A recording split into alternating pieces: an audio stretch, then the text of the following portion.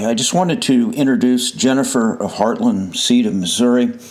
Occasionally you come across somebody that's extremely knowledgeable and then has a passion for what they're doing. And this just sums up what the giftings are of Jennifer. She's working with some young ladies here from Future Farmers of America, and the knowledge that she's passing on to this generation is just amazing. And I'm amazed by just the ability that she has to teach, the passion for what she already knows, and passing it on to the young ladies here that she's hired as a crew to help harvest some seed.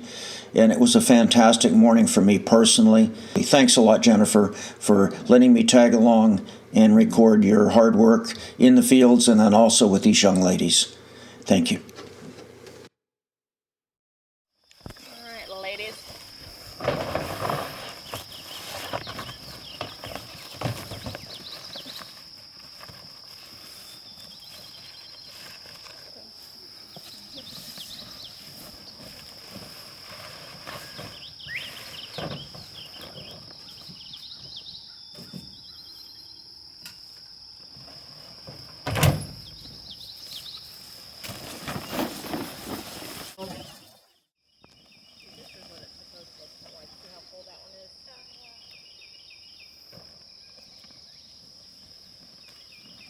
Like it was just one too many good winds.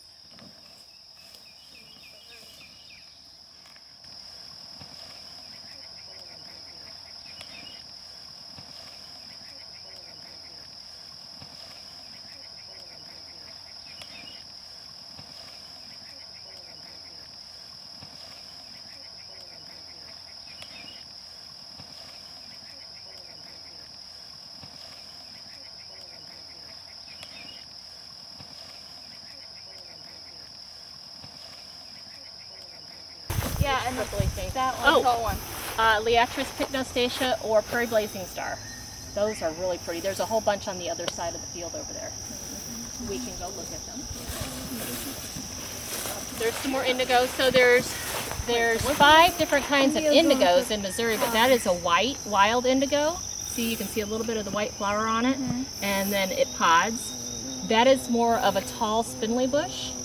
The blue indigo gets a rounder bush, and then there's even a cream. And how you tell the difference is the shape of the leaves, how they connect to the stem, and of course the flower is the easiest way to identify. On the blue indigo, the flower pods come out the top, and on the cream indigo, they come out the side. Because once they pod, they're very hard to identify unless if you really get into, like I said, the leaves and the stems. But that is one of the ways to do it.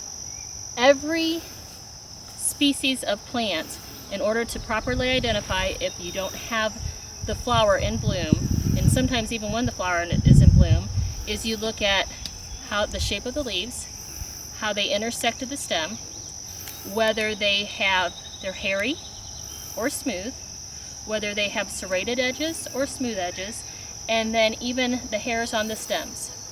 Those will all help identify, because there are over 3,000 different types of natives, and some of the families are so closely related that it's very hard to tell the difference. So those are all key identifiers. And it's fun. It's fun to identify the different wildflowers.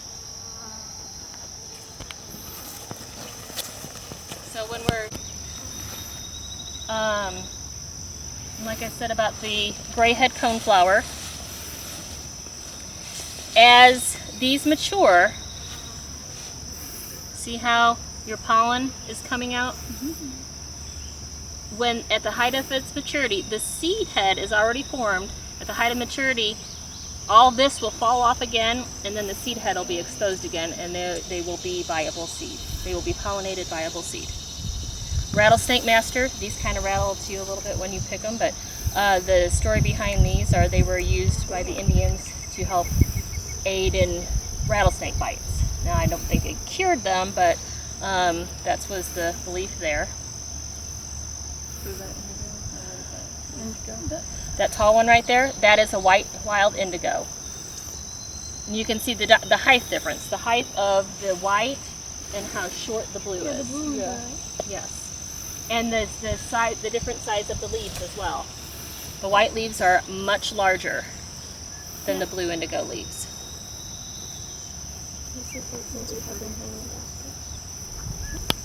They look like little individual flowers.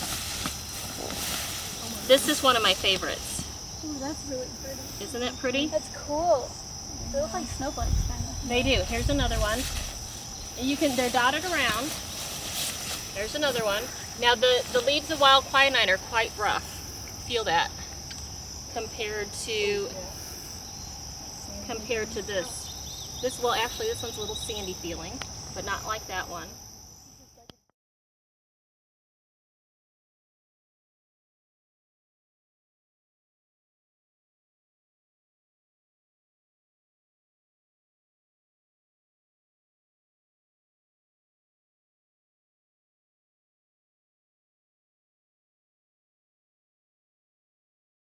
Hello. We are here with Heartland Seed of Missouri collecting wildflowers for our SAE projects.